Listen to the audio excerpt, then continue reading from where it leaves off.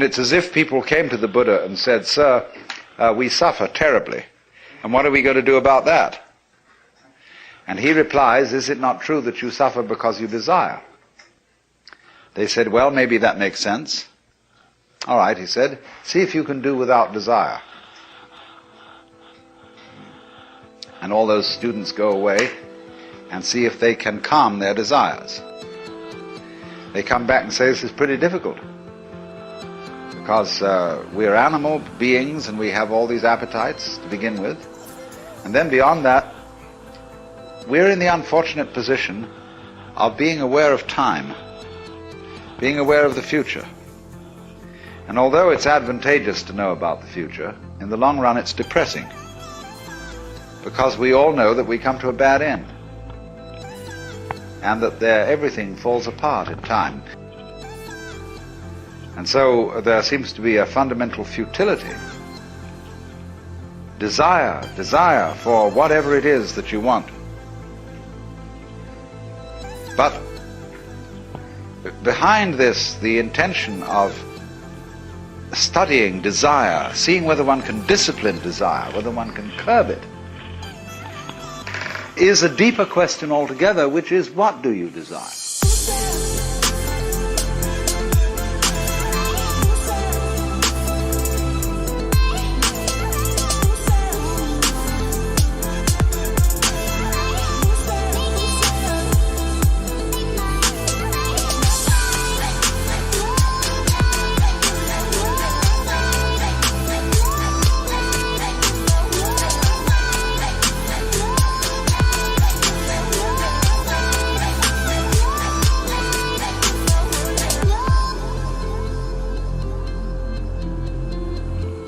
What makes you itch?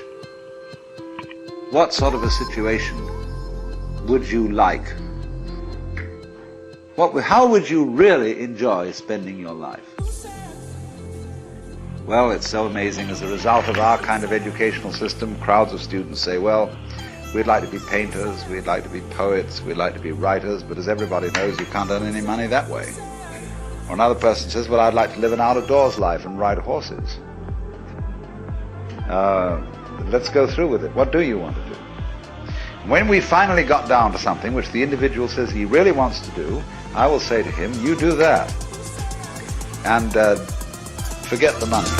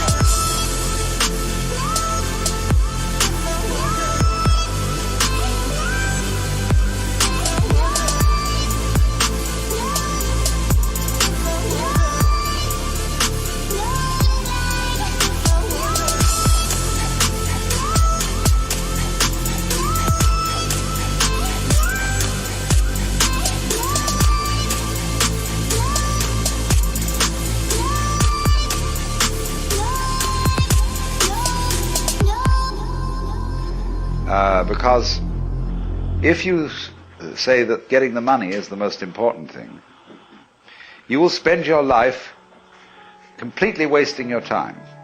You'll be doing things you don't like doing in order to go on living, that is, to go on doing things you don't like doing, which is stupid.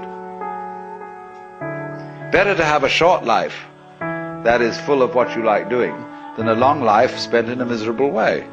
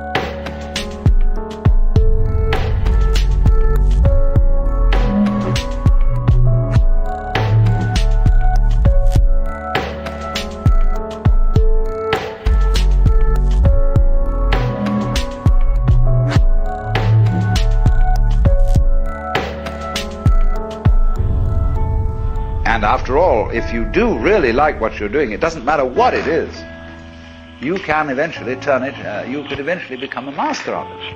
It's the only way to become a master of something, to be really with it. And then you'll be able to get a good fee for whatever it is. So don't worry too much. Somebody's interested in everything. And anything you can be interested in, you'll find others who are. But it's absolutely stupid to spend your time doing things you don't like in order to go on spending things you don't like, doing things you don't like, and to teach your children to follow in the same track.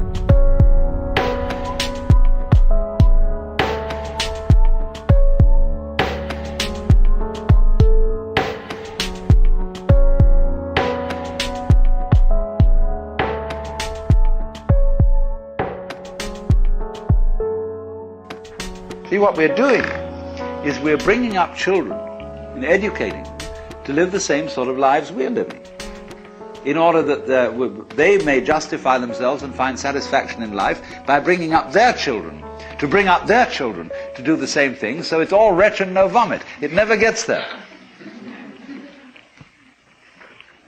And so, therefore, it's so important to consider this question: what do I desire? Well, when we answer that question in a naive way, we figure out that we want to desire, what we want is to control everything. To create girls that don't grow old, apples that don't rot, clothes that never wear out, conveyances that get from one place to another instantly so we don't have to wait, power available to do anything that you could conceive and do it just instantly like that. To get this funny technological omnipotence. But if you take time out to think about that and really go into it with your full strength of imagination and find out whether that's where you want to be, you will soon see that's not what you want.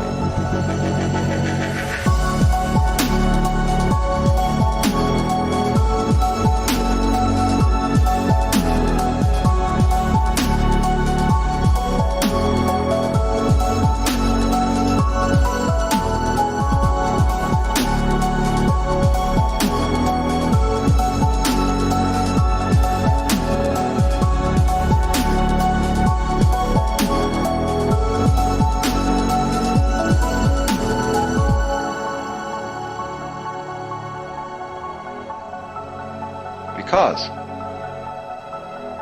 the moment you have a situation where you are really in control of things, that is to say, in which the future is almost completely predictable, you will see, as I said last night, that a completely predictable future is already the past. You've had it. That's not what you want. You want a surprise. You don't know what that's going to be, because obviously it wouldn't be a surprise if you did. You want a pleasant surprise. But like you say, what sort of a surprise would be pleasant?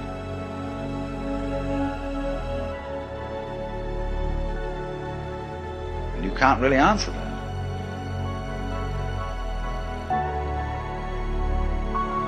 Because you know, if there are to be such things as pleasant surprises, there must also be unpleasant surprises. There must be rude shocks. So you're like somebody taking one of those wishing well boxes, tubs, where you fish in and you bring out a package. And you don't know whether you've got a dead rat in it or a new camera.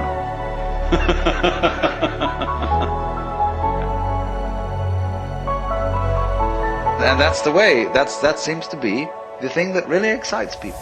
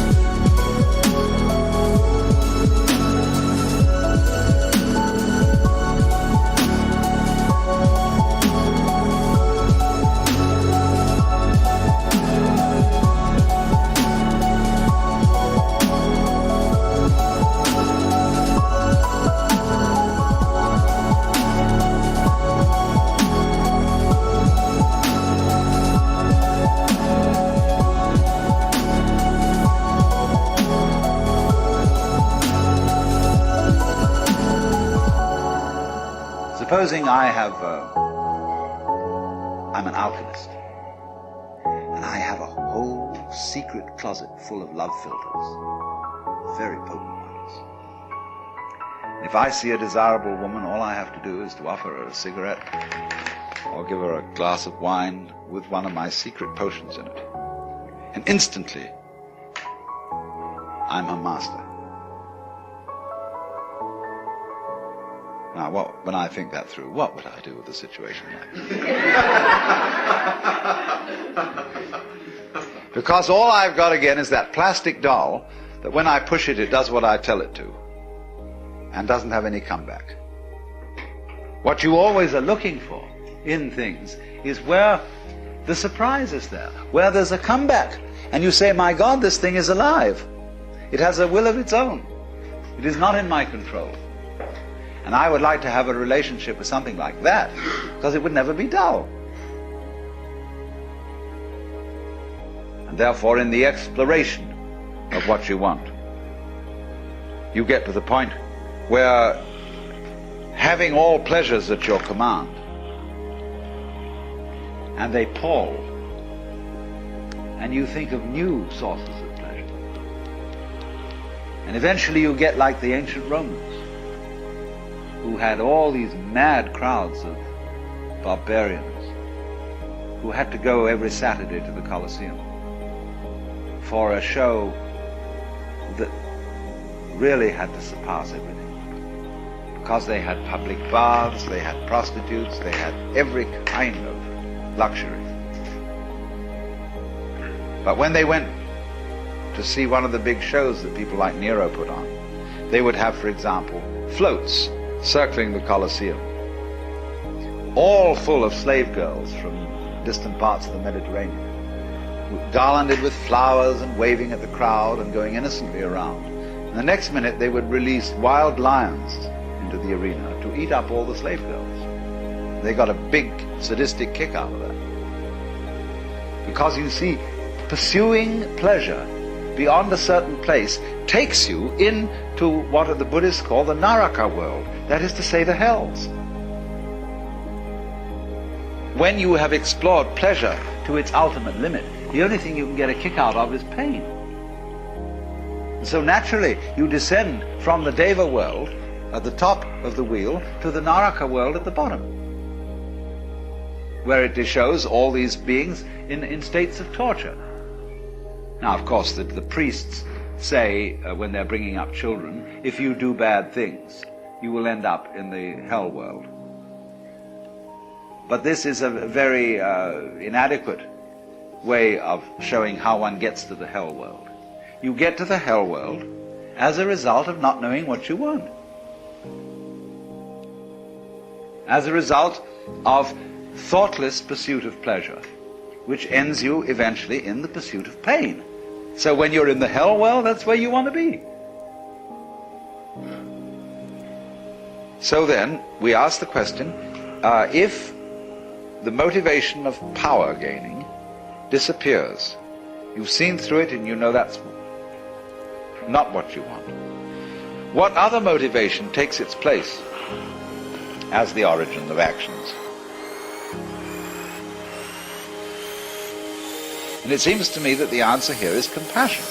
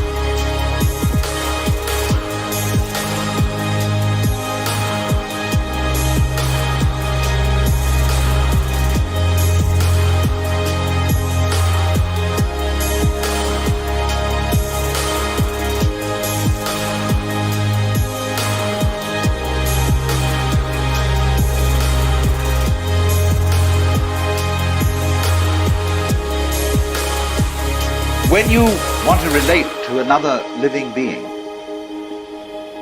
what you really are asking of them is that they be in the same situation that you are.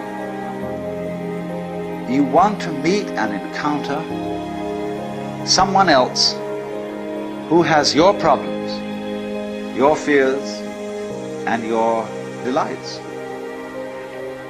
You don't want a doll, you want another you. Another self. Because that would be at least as surprising to you as you are.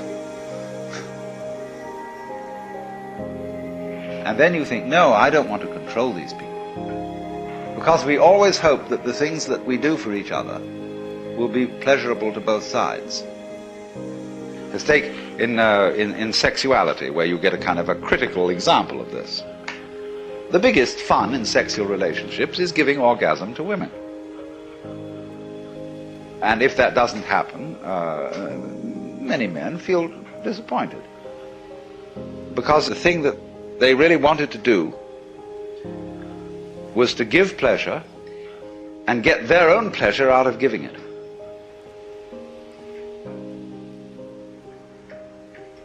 Now that's compassion, in the real sense of the word, feeling with and through someone else. Where the whole trick is that you lose control for a while of the situation and say, I throw the ball to you, now it's yours. When the Christian speaks of God giving the creature freedom of will, the Hindu says, no, God gets lost in that person and gives up power. It's really the same thing. It's the idea that the all-powerful surrenders power. So that the more you give the power away, what you're really doing is you're othering yourself. Now the more you other yourself by giving power away, the more of a self you are.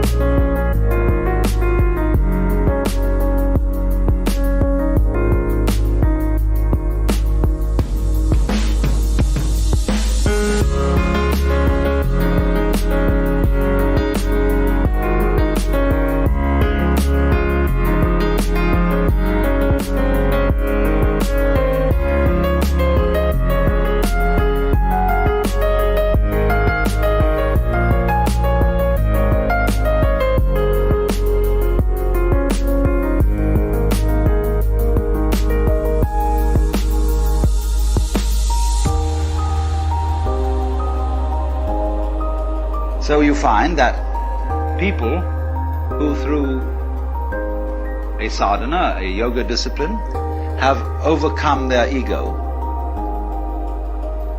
have transcended the ego, are tremendously strong personalities. You would think theoretically they would all be non-entities and to lack entirely what psychologists call ego strength. But actually they're nothing of the kind. They are, every one of them, unique. They're all quite different from each other. And they are very, very, what I would call strong characters. Because the more they have given it up, the more they get it.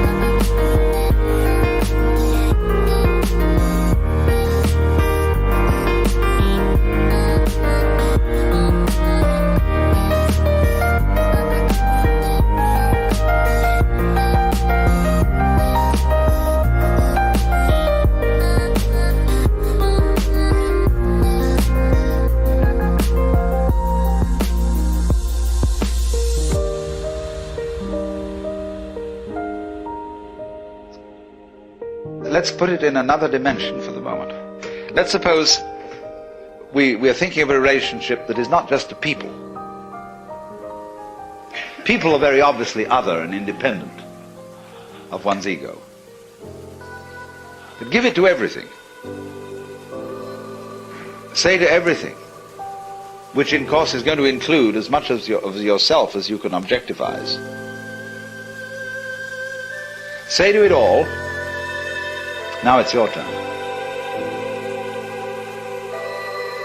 Let's see what you're going to do. Let it happen. And you find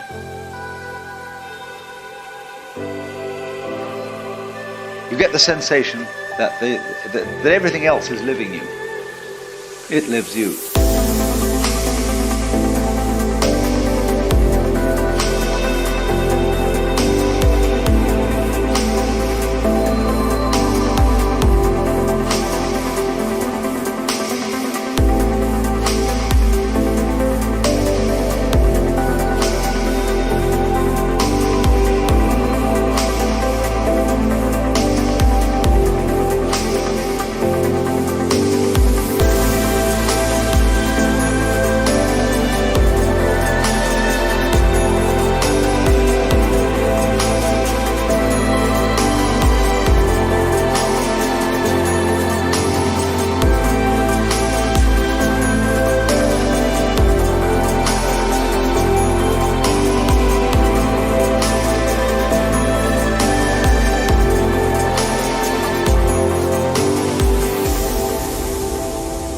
In giving away the control, you got it. You got the kind of control you wanted. That's to say, where you had a loving relationship to the world, but you didn't have to make up your mind what it should do. You let it decide. Lao Tzu puts it in this way: the great Tao flows everywhere, both to the left and to the right. It loves and nourishes all things, but does not lord it over them. And when merits are accomplished, it lays no claim to them. The more, therefore, you relinquish power, trust others, the more powerful you become.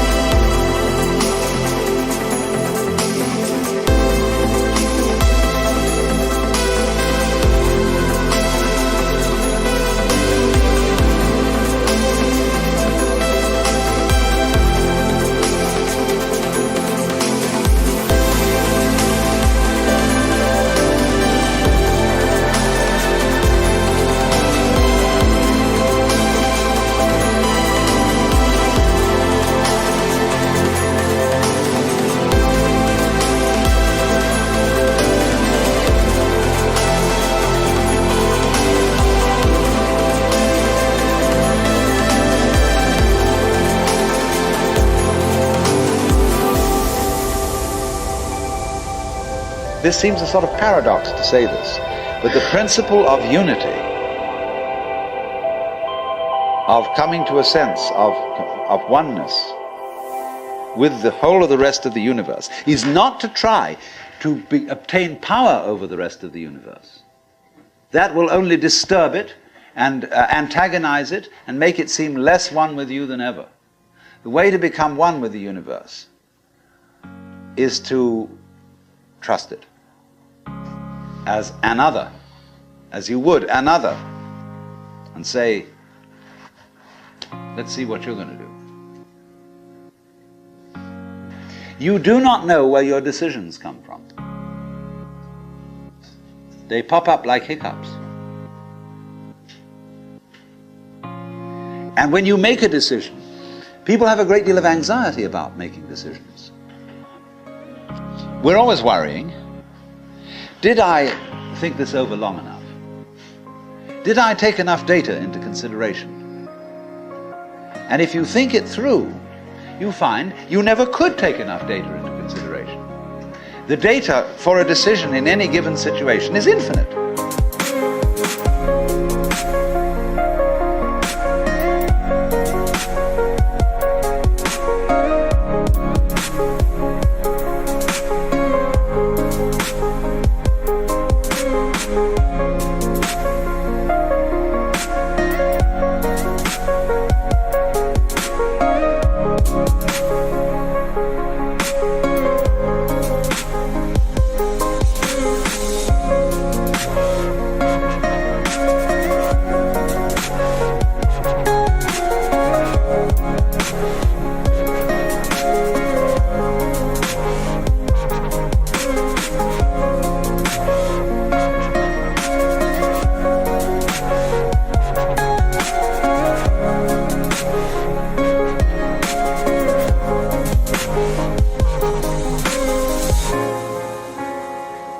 So what you do is, you go through the motions of thinking out what you will do about this. And then when the time comes to act, you make a snap judgment.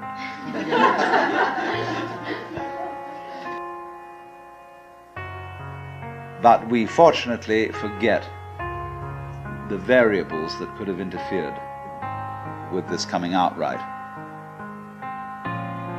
It's amazing how often it works. But worriers are people who think of all the variables beyond their control and what might happen. Then what is happening is this. The more you let go of it and trust it, as if it were quite other than you.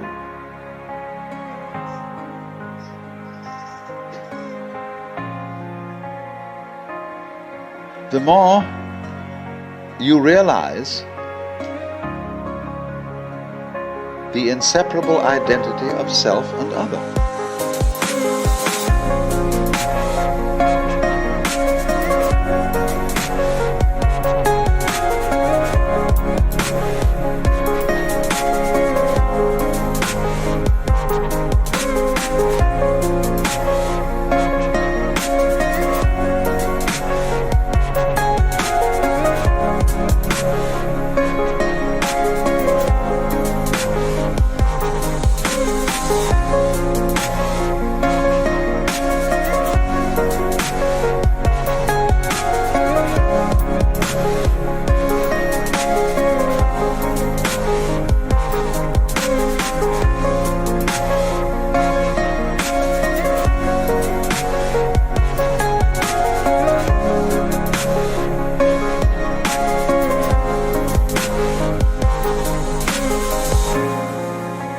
Ananda Kumaraswamy once described the life of the liberated being as a perpetual, uncalculated life in the present. And you say, wow, I don't think I could do that.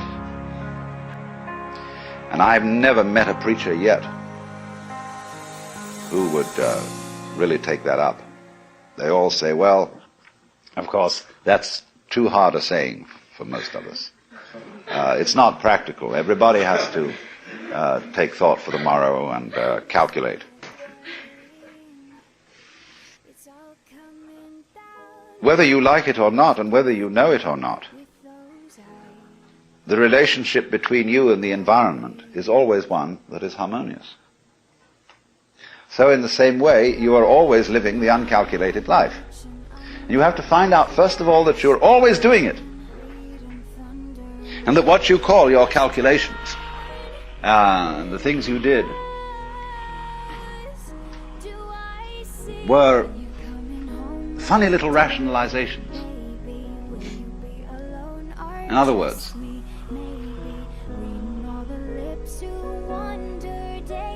your ego has about as much control over what goes on as a child sitting next to its father in a car with a plastic steering wheel.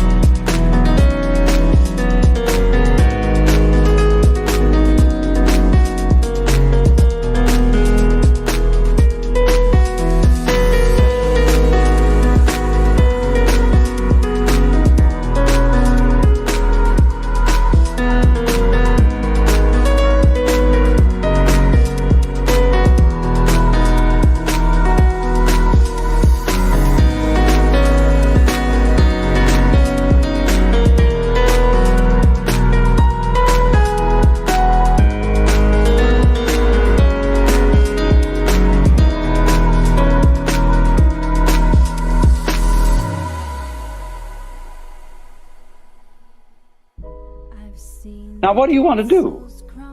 Do you want to live your life in such a way that you're always saying to it, you know? Do you want to? Is that a good way to conduct things? Or do you want to live your life in such a way that you say, "Come on, let's go." You see, let's swing this thing. On the one hand, you see, you're always in tension against it. Do you remember I pointed out to you in this morning that the person who's anxious, constantly anxious, is the person who is resisting the flip-floppability of things. Life is vibrating. It's going blip, blip, blip, blip, blip all the time. And the anxious person says, "God's sake, don't do that." Because, you know, you might do it too much. I don't want to blip like this. It makes me feel nervous. Stop it. And so, as he puts his weight on this blip, blip, he goes...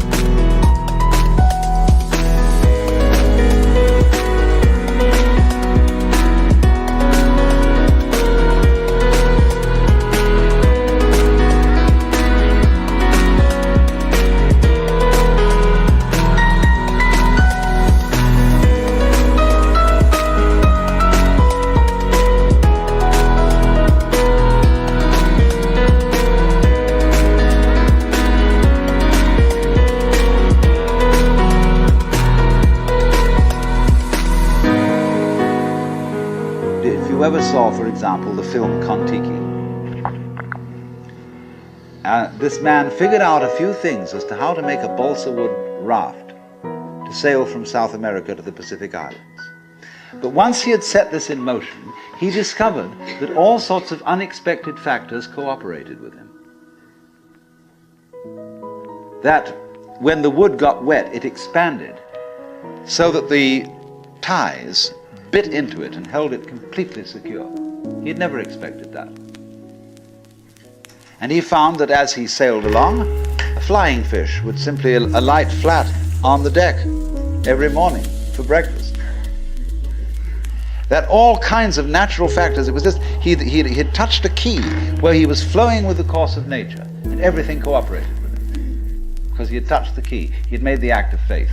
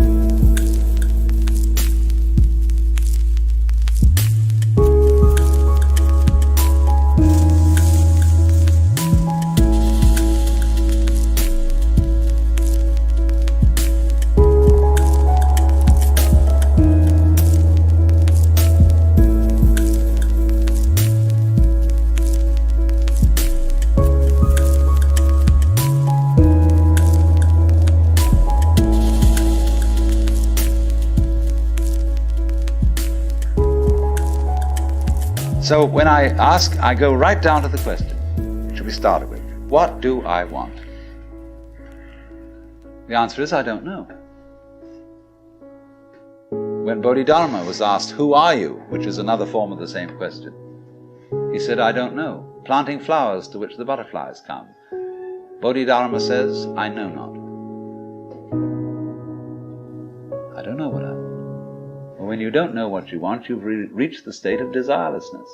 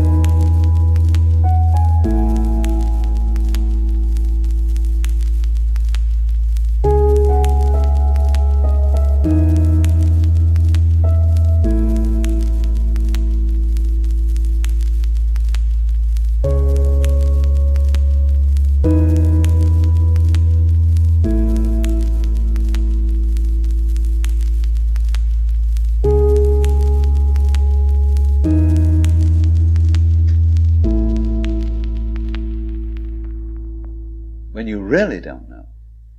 But you see, there's a beginning stage of not knowing, and there's an ending stage of not knowing. In the beginning stage, you don't know what you want because you haven't thought about it, or you've only thought superficially.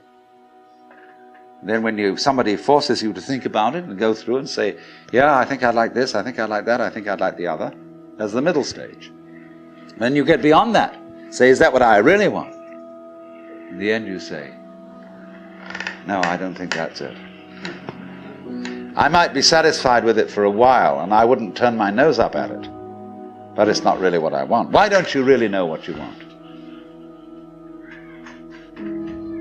2 reasons that you don't really know what you want. Number 1, you have it. Number 2, you don't know yourself, because you never can. The Godhead is never an object of its own knowledge. Just as a knife doesn't cut itself, fire doesn't burn itself, light doesn't illumine itself. It's always an endless mystery to itself. I don't know. And this I don't know, uttered in the infinite interior of the Spirit,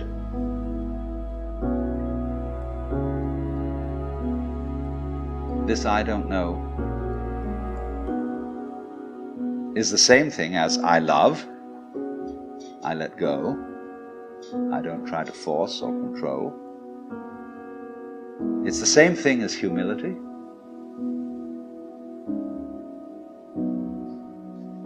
And so the Upanishads say,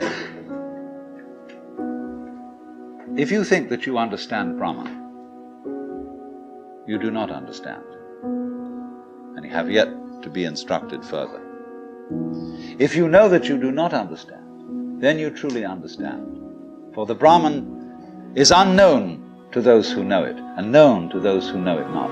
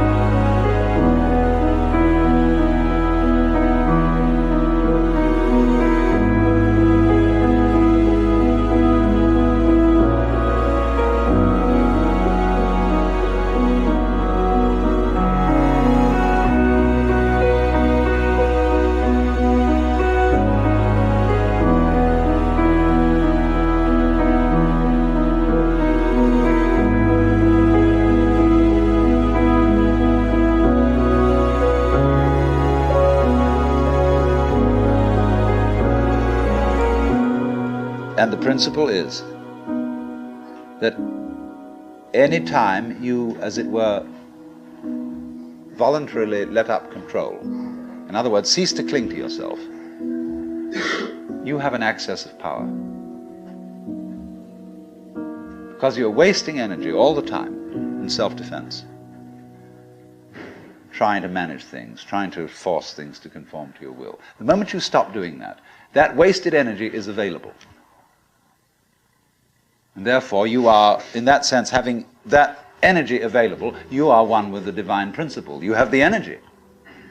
When you're trying, however, to act as if you were God, that is to say, you don't trust anybody and you're the dictator and you have to keep everybody in line, you lose the divine energy. Because what you're doing is simply defending yourself. So then, the principle is, the more you give it away, the more it comes back. Now you say, I don't have the courage to give it away. I'm afraid.